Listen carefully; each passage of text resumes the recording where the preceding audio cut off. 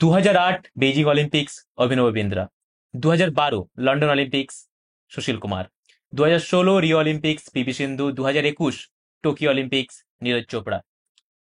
পরশু থেকে শুরু হচ্ছে আরো 4 বছর পর প্যারিস অলিম্পিক্স। আমরা বিগত 4টে অলিম্পিক্সে দেখেছি কিভাবে নানান তারকারা তারা নানান চড়াই উতরাই পের করে দেশের জন্য মেডেলস নিয়ে আসছে, 100 কোটি দেশের যে মানুষ তাদের মুখে হাসি ফোটাচ্ছে। সোজা কথায় বলা যায় যে ক্রিকেট বাদ দিয়ে যে স্পোর্টিং যে ক্রিকেট বাদ দিয়ে যে খেলাগুলো রয়েছে তাদের উপর লাইমলাইট দিতে বহু মানুষ এখন অলিম্পিক্স দেখে, যেটা আগে হয়তো অত বেশি দেখতো না। সাফল্য বলতে গেলে হয়তো আমরা সেরকম পাইনি, কখনো 6টা কখনো 7টা মেডেলস এসছে, কখনো একটা সোনার পদক নিয়ে খুশি থাকতে হয়েছে, কখনো বা কাঙ্ক্ষিত পদকটা আমরা পাইনি। কিন্তু এই দেশ, আমরা যদি শেষ 4-5টা অলিম্পিক্স দেখি, আমরা গুটি গুটি পায়ে এগিয়ে গেছি, সাফল্য অর্জন করেছি। এবার এই অলিম্পিক্স যেটা শুরু হচ্ছে, এখানে আমরা আজকে একটা ছোট্ট আলোচনায় দেখে নেব যে আমরা এই অলিম্পিক্সে কোন কোন তারকার উপর চোখ রাখতে পারি, আমাদের কতটা রিয়েলিটিতে আশা করা যায়, বা কোন কোন স্পোর্টস গুলো রয়েছে যেখানে আমরা অ্যাকচুয়ালি পদক আনতে পারি। আজকে আমার সাথে রয়েছে আরো একবার আকাশ পাহাড়ি। পাহাড়িদাকে আরেকবার নমস্কার। গুড মর্নিং পাহাড়িদা। Good morning, Santanu. তো how is the josh, higher than the last one? Yes, higher than Tokyo as.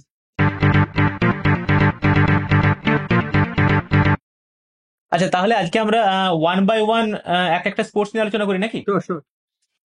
তাহলে প্রথমে আর্চারি দিয়ে শুরু করি। তাহলে আর্চারিতে একটা খরা চলছিল, আর্চারিতে আমরা ভালো খেললেও মোটামুটি পদক আসেনি, ঠিক আছে? তো ফার্স্ট এবার মেডেল কি তাহলে এবার আশা করা যায়?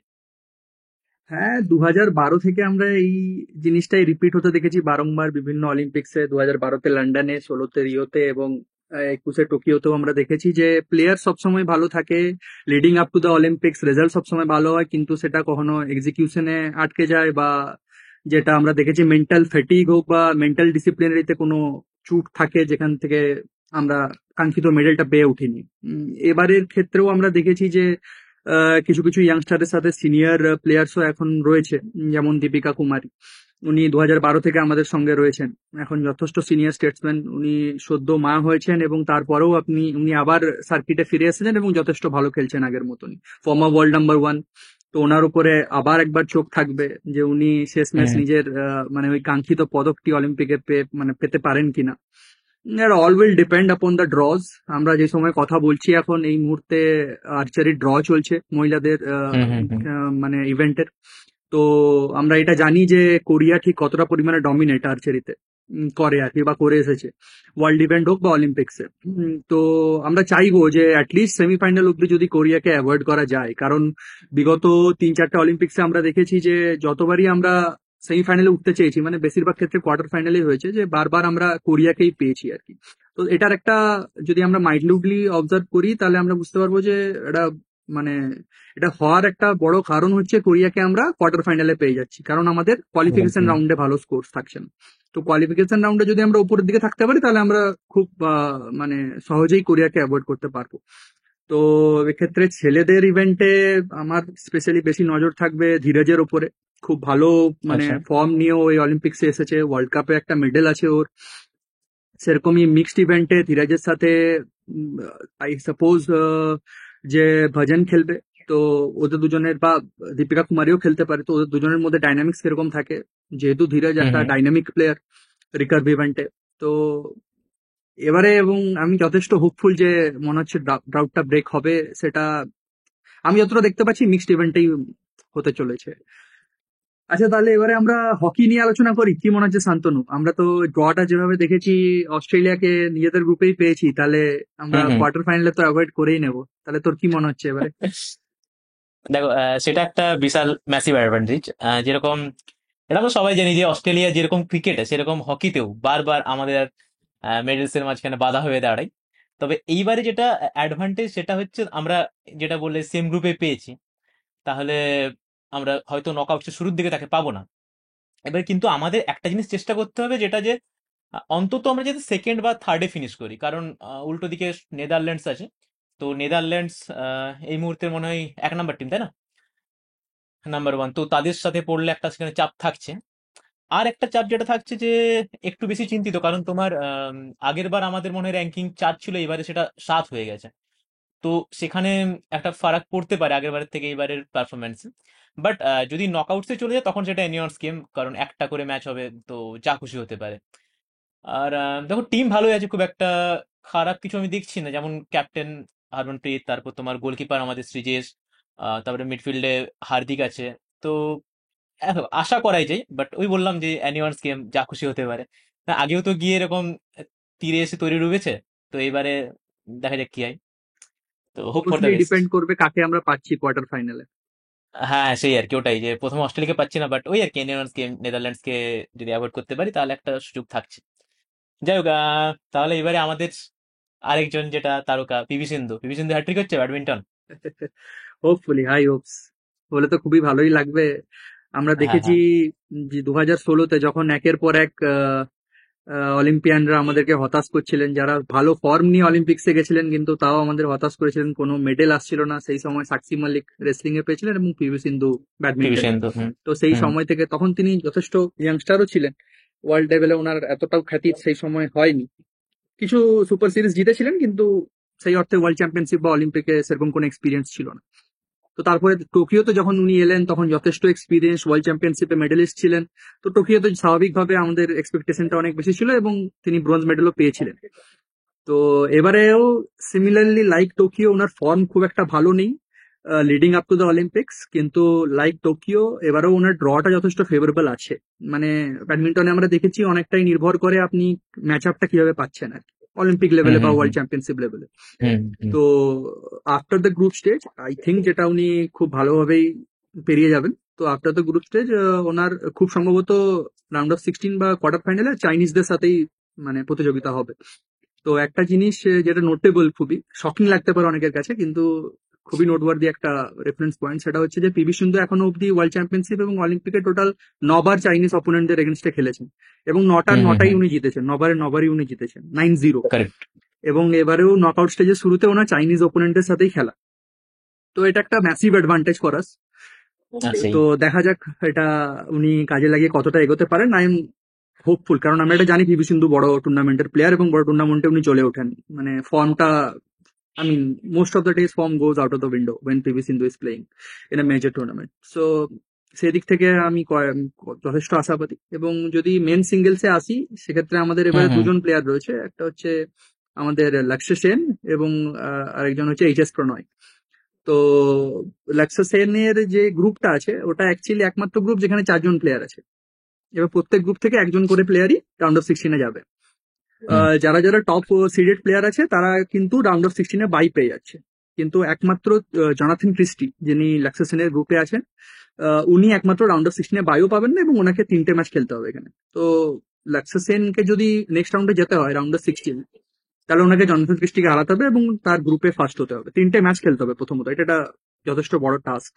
আমরা সবাই জানি ব্যাডমিন্টন সার্কিটে এটা বলাও হয়েছে যে laksa Sen is a dark horse for this Olympics, কিন্তু ওনার ক্ষেত্রে কাজটা একদমই সহজ হবে না। কারণ প্রথমত যেটা বললাম, জনাথন ক্রিস্টিকে ফেস করতে হবে গ্রুপ স্টেজে। তারপরে উনি ওই হার্ডেলটা ক্রস করে গেলেও একটা ম্যাসিভ ইমোশনাল ব্লকেজ থাকবে, সেটা হচ্ছে রাউন্ড অফ 16-এ খুব সম্ভবত ওনাকে এইচ এস প্রণয়কেই ফেস করতে হবে। কারণ এইচ এস প্রণয়ের সাথে ডাইরেক্ট ম্যাচ আপ রয়েছে এই গ্রুপটাতে। তো এইচ এস প্রণয় যদি কোয়ালিফাই করে তাহলে লাক্সা সেনের সাথেই, লাক্সা সেন যদি তার ম্যাচটা জেতে তাহলে তার সাথেই একটা। তবে আমাদের অ্যাজ এন ইন্ডিয়ান্স আমাদের ক্ষেত্রে এটা ভালো হবে কেন, কোনো না কোনো ইন্ডিয়ান একটা কোয়ার্টার ফাইনাল অব্দি যাবে। তো অ্যাজ সাচ মেডেল প্রসপেক্ট আমি সেরকম দেখছি না মেন সিঙ্গেলসে। তবে যদি সেই অর্থে বলতেই হয় তাহলে হ্যাঁ, মেবি লাক্সা সেনকে ধরে আমরা এগোতে পারি। কিন্তু দেখা যাক সেটা কি হয়। তবে হ্যাঁ, আমি তো অবশ্যই বেট ধরবো। হ্যাঁ, তবে ব্যাডমিন্টনে যেটা এই বছরের বা এই অলিম্পিক্সের সব থেকে বড় চোখ, সেটা থাকবে আমাদের সাচ্চি, যাকে আমরা বলে থাকি যে চিরাগ শেট্টি এবং সাত্বিক সাই রেড্ডি। তো ওয়ার্ল্ড নাম্বার থ্রি সিডেড, ওরা ওয়ার্ল্ড নাম্বার 1ও থেকেছে। এই যেখানে যেই এরেনাতে খেলা হবে ওই এরেনাতেই ওরা এই বছরের শুরুতে সিরিজ জিতেছে। তো confidence would be on sky high, ওদের ড্রটাও বেশ ফেভারেবল। তো আমার মনে হয় যে ওরা যথেষ্ট ভালো ফল করতে পারে এবারে। তো এখান থেকে আশা করা যায় কিছু। হ্যাঁ, তো সমস্ত চোখ তাহলে থাকবে সাচ্চির ওপরেই, এবং দেখা যাক ওনারা মেডেল আনতে পারেন কিনা। আমরা তো যথেষ্ট, মানে আমি স্পেশালি যথেষ্ট আশাবাদী যে ওরা গোল্ড মেডেল ম্যাচ খেলবে, এবারে সিলভার না গোল্ড সেটা সময়ই বলবে। Hoping for the best. একদম, চলো, হোপিং ফর দ্য বেস্ট। এবারে তাহলে শুটিং এ আছি, হ্যাঁ। আচ্ছা, গতবারে যে হার্টব্রেকটা হয়েছিল, কি মনে হয় সেটা এবারও কি অব্যাহত থাকবে, নাকি ইন্ডিভিজুয়াল কোনো গোল্ড আসার সম্ভাবনা রয়েছে? এবারও তো মনে হয় প্লেয়ারদের যেটা তোমার এখন যে রিসেন্ট পারফরমেন্স বা তোমার ফর্ম, সেটা মোটামুটি ভালোই। তো কি মনে হচ্ছে বলো? হ্যাঁ, অ্যাকচুয়ালি ফর্ম তো খুবই ভালো। বিগত ৩টে ওয়ার্ল্ড কাপ বা world event, Asian championship, Asian game সবকিছু দেখলেই এটা যথেষ্ট ক্লিয়ার হবে আমাদের কাছে যে ফর্ম খুবই ভালো। এবং লাস্ট হুম, হুম, অলিম্পিক্স থেকে যদি এই অলিম্পিক্সে দেখি, তাহলে আমরা এবারে ২১ জন শুটার নিয়ে যাচ্ছি, চাইনার পরে সব হুম, থেকে হুম, বেশি। এবং হুম, কোটার যে স্পট গুলো থাকে, মানে যারা কোয়ালিফিকেশনের বেসিসে উপরে কোয়ালিফাই করে, তো সেই সমস্ত 100%, আই থিঙ্ক 100% স্পটই আমরা এবারে পেয়েছি। 21 আউট অফ 21 চাইনিজ রা সম্ভবত 23 জনকে পাঠাচ্ছে। তো যদি সেই অর্থে শুধুমাত্র দেখি, তাহলে আমাদের সেকেন্ড সাকসেসফুল টিম হওয়া উচিত। কিন্তু as the goings sayings goes that shooting is the most unpredictable sport in the whole world. আর অলিম্পিক্সেও সেটা একদম। আমরা বারংবার দেখেছি। একটা ট্রেন্ড খুব বেশি পরিমাণে দেখা যাচ্ছে বিগত 4-5 বছরে, যে যে কোয়ালিফিকেশন স্কোর গুলো থাকে, মানে বেসিক্যালি যেটা হয়, কোয়ালিফিকেশন রাউন্ড হয়, সেখান থেকে প্রত্যেকটা ইভেন্টের 8 জন করে মেন ফাইনাল রাউন্ডে যায়। তো ওই 8 জনের মধ্যে মেডেল ইভেন্ট হয়, যে 8 জনের মধ্যে তিনজন তিনজন মেডেল পাবে। তো ওই যে কোয়ালিফিকেশন স্কোর গুলো, ওটা প্রত্যেকটা ইভেন্ট ওয়াইজ বাড়ছেই। তো এটা একটা hmm, worrying hmm, sign for all shooters, কারণ এটা কি করে, একদম। একটা ম্যাসিভ একটা, মানে কি বলবো, মেন্টাল ইয়ে তৈরি করে, যেটা আমরা টোকিওতে দেখেছি ইন্ডিয়ান শুটারদের সাথে, যে যখনই ওদের কাছে টার্গেটটা অনেকটা বড় হয়ে যায়, ওরা বুঝতে পারে না ঠিক কিভাবে ওটা ইমপ্লিমেন্ট করবে, নিজেদের বেস্ট পারফরমেন্সটা দেবে। তো সেই এই জিনিসটা address Indian top scheme target Olympic podium scheme, যেটা ইন্ডিয়ান গভর্নমেন্ট চালু করেছিল, এবং আমাদের শুটিং ফেডারেশন যে আছে, যেটা আছে, হুম, ওখান থেকে হুম, মেন্টাল অ্যাসপেক্টটার উপরে প্রচুর পরিমাণে জোর দিয়েছিল। কারণ যেমনটা বললাম, যথেষ্ট আনপ্রেডিক্টেবল গেম, যখন যা খুশি হতে পারে, কেউই ওরকম প্রথম 1-2 জন বাদে সেরকম অর্থে মানে মানে ফেভারিট হয় না প্রত্যেকটা লেভেলে। তো সেই জন্য মেন্টাল অ্যাসপেক্টের উপর প্রচন্ড পরিমাণে জোর দেওয়া হয়েছে। তো সেটা বিদেশি কোচ আনা থেকে শুরু করে বাইরে ট্রেনিং দেওয়া, সমস্ত কিছুর ক্ষেত্রে। তো দেখা যাক সেটা কিভাবে ইমপ্লিমেন্টেশন হয় অন দ্য বিগেস্ট স্টেজ। তো I am quite hopeful for Manu Bhaker this time. মানু এবারে সম্ভবত 3টে ইভেন্টেই পার্টিসিপেট করছেন। তো দেখা যাক।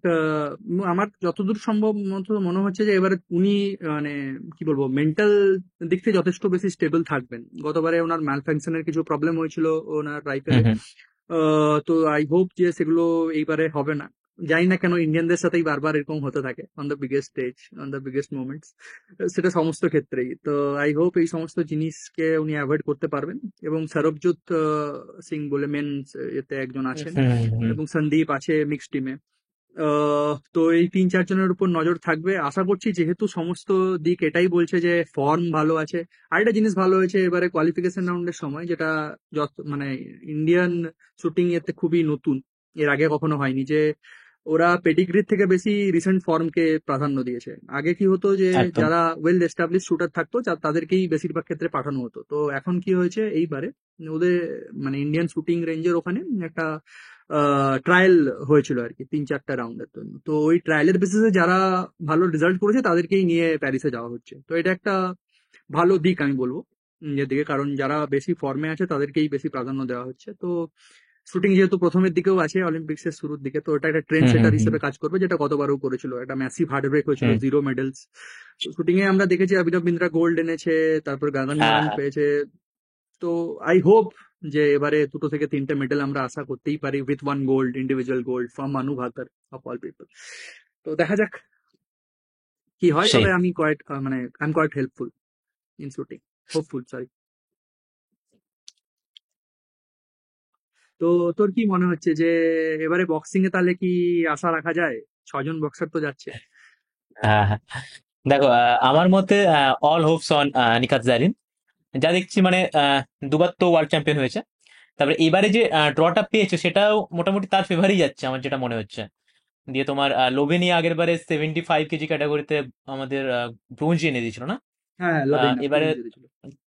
তারও তোমার রিসেন্ট ফর্ম মোটামুটি ভালোই।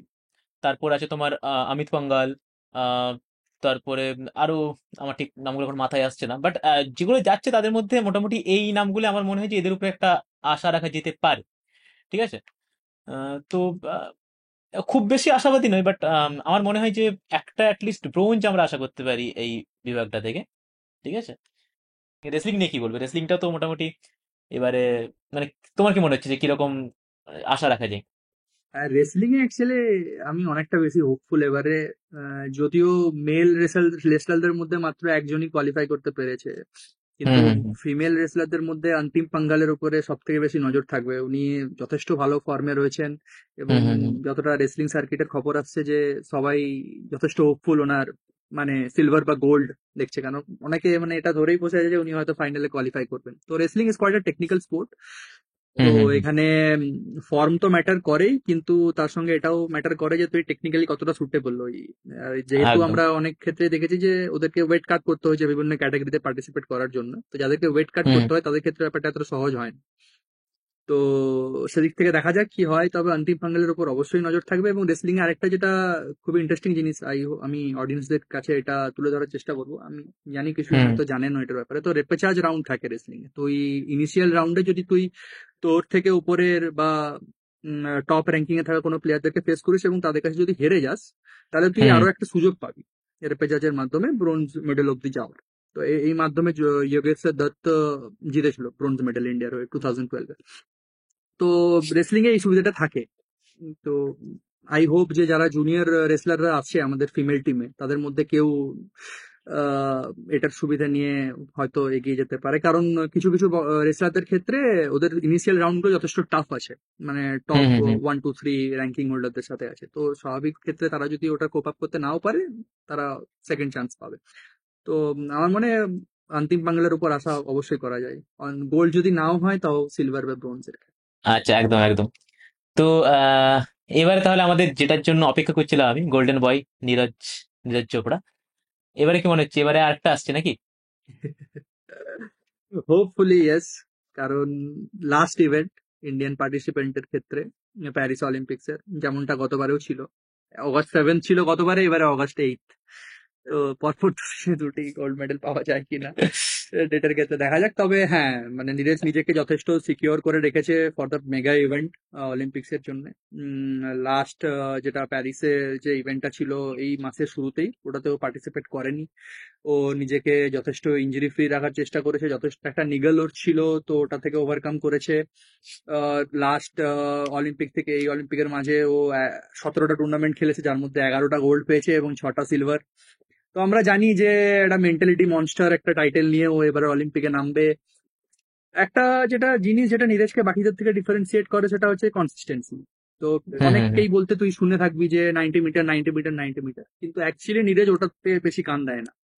ওর সবসময় কম্পিটিশন থাকে যে ওকে ওই টুর্নামেন্টের বেস্ট থ্রোটা করতে হবে, সেটা যদি এইটি একদম। ফাইভেও এনাফ থাকে 85। তো এতটাই কনসিস্টেন্সি ওর যে লাস্ট 17 টুর্নামেন্টসেও সবসময় 85 থেকে 88 এর রেঞ্জের মধ্যে রেখেছে, এবং 17টার মধ্যে 11টা gold. What more you can ask for? সেই। তো অবশ্যই একটা গোল্ড মেডেলের কন্টেন্ডার হিসেবে নামবে নীরজ এবারেও। তবে ইয়াকুব ভ্যাডলেক, যে লাস্ট ইয়ার অলিম্পিক্সেও সিলভার মেডেলিস্ট ছিল, ওয়ার্ল্ড চ্যাম্পিয়নশিপেও হুম হুম সিলভার হুম পেয়েছে হুম নীরজের সাথে। আর পাকিস্তানের আরশাদ নদীম, যার উপরে অনেক জনের নজর থাকবে। নীরজের সাথে ওর একটা টাসেল বারবারই হয়েছে এশিয়ান গেমসে, ওয়ার্ল্ড চ্যাম্পিয়নশিপে বিভিন্ন সময়। পাকিস্তানের পোস্টার বয় বলা চলে ওকেও। হুম হুম হুম, তো এই দুজনের প্রতি নজর থাকবে, এবং ওয়েবারের প্রতি জার্মানির যে আছে। তো এই 4 5 সেই। জনের মধ্যেই ডিসাইড থাকবে মানে পুরো মেডেল ট্যালিটা। তবে আমি প্রায় 70 80% আশা রাখি যে নীরজ এবারেও গোল্ড মেডেল তুলবে, এবং হোপফুলি ইন্ডিয়ার greatest athlete of all time হবে। তাহলে তোমার নীরজকে যদি ধরেই নি তাহলে মোট কতগুলো মেডেলস তুমি আশা করছো, মানে সব স্পোর্টিং ইভেন্ট গুলো মিলিয়ে? ইমোশনালি বলতে গেলে তো এখন 10 12টাও হতে পারে, তবে রিয়েলিস্টিক্যালি যদি বলতে হয় 7 থেকে 8টা, 7টাই ধরে চল, তাহলে ফর সাতটা। রিজন।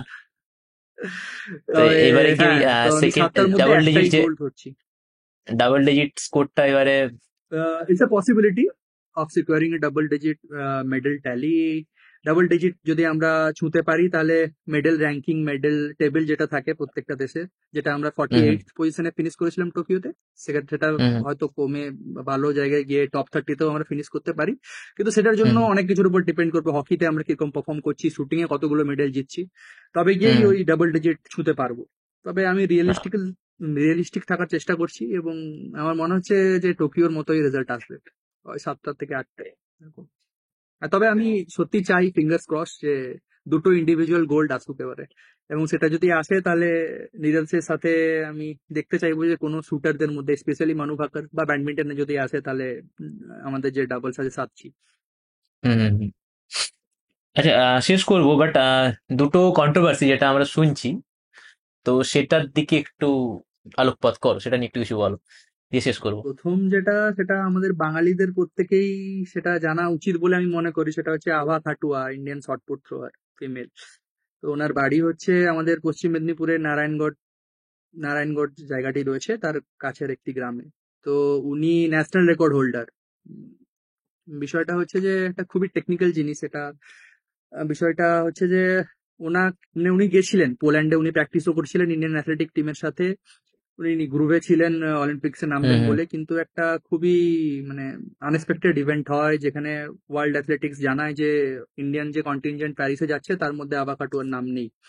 তো সেটা দেখে অনেকেই খুব অবাক হয়, কারো কাছে কোনো ইনফরমেশন ছিল না। কেউ কেউ বলে যে উনি সদ্য ওনার সিস্টার ইন লকে হারিয়েছেন, সেটার একটা মেন্টাল হুম সেটব্যাক রয়েছে। কিন্তু অ্যাকচুয়ালি যেটা হয়েছে যে ওনার যেটা বডিতে টেস্টোস্টেরন লেভেল, আমরা জানি, বায়োলজিতে পড়েছি, তো হুম ওটা হুম অনেক হাই। তো ওটার যে গাইডলাইন্স রয়েছে ওদের ওয়ার্ল্ড অ্যাথলেটিক্স এর, ডিএসটি, তো ওই গাইডলাইন অনুযায়ী ওটা অনেকটা বেশি, এবং সেটার মাধ্যমে ওটা কমানোর জন্য 2 ইয়ার একটা টাইম ফ্রেম থাকে। সেটা তো স্বাভাবিকভাবে এই প্যারিস অলিম্পিক্স এর ক্ষেত্রে খাটছে না। তো হুম হুম বিষয়টা হচ্ছে এটা কন্ট্রোভার্সির জায়গায় পৌঁছে গেছে, কারণ ইন্ডিয়ান অলিম্পিক অ্যাসোসিয়েশন এটা নিয়ে কোনো কিছু জানায়নি বা কোনো কিছু ক্লিয়ারলি বলেন। ওটা যদি ক্লিয়ার করতে পারতো তাহলে আমাদের সবার কাছে একটা ক্ল্যারিটি থাকতো, কারণ এমনিতেই আমরা দেখেছি অ্যাথলেটিক্সে এবারে 29-30 জন যাচ্ছে ঠিকই, কারণ কিন্তু সেই অর্থে সেরকম লাইমলাইট নীরজ পাতে কারোর উপর নেই। তবে এইভাবে একজনের চলে আসা, পার্টিসিপেটই না করতে পারা, এটা যথেষ্ট আনফর্চুনেট। বাঙালি হিসেবে আমাদের কাছে আরো বেশি খারাপ লাগে। আশা করছি আগামী দিনে আমরা জানতে পারবো এক্স্যাক্ট কি কারণে ওনাকে যেতে দেওয়া হয়নি বা ডেকে নেওয়া হয়েছে ব্যাক টু ইন্ডিয়া।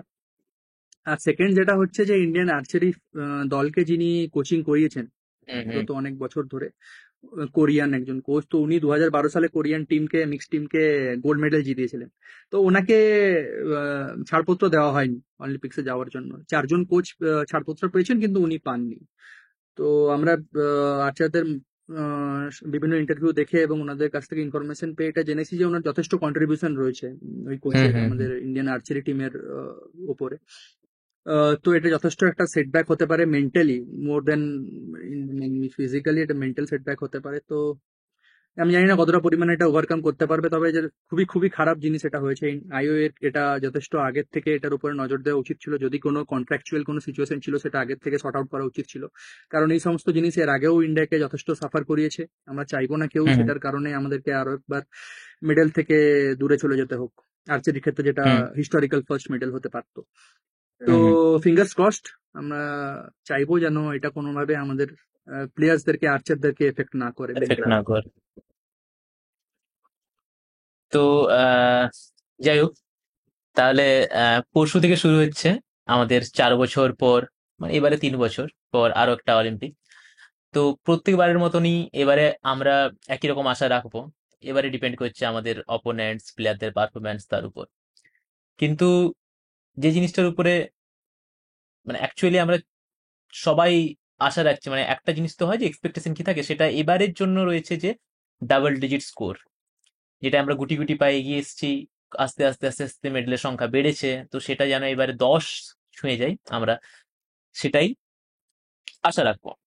যাই হোক, তাহলে আজকে এইটুকুই। এই ভিডিওটি ভালো লাগে থাকলে শেয়ার করুন, সাবস্ক্রাইব করুন, লাইক করুন। আমরা ক্রিকেট ছাড়াও অন্যান্য স্পোর্টস গুলোকে আস্তে আস্তে কভার করছি। তো আপনাদের সহযোগিতা থাকলে, ভালোবাসা থাকলে সেগুলোকে আমরা আরো বেশি তুলে ধরবো। আপনাদের যদি ইন্টারেস্ট বাড়তে থাকে, আমরাও নতুন নতুন টপিকস নিয়ে আসবো। এবং অডিয়েন্সের কাছে আমার একটা আবেদন থাকবে, আপনারাও কমেন্ট বক্সে জানান যে কতগুলো মেডেল ইন্ডিয়া পেতে পারে এবারের অলিম্পিক্স। সেটা সবার কাছ থেকে, বাকিদের কাছ থেকে আশা রাখবো। তো এই বলেই আজকের এপিসোডটা শেষ করছি। পারিদা, ধন্যবাদ। আরেকদিন দেখা হবে নতুন একটা ইভেন্ট নিয়ে। ঠিক আছে, নমস্কার।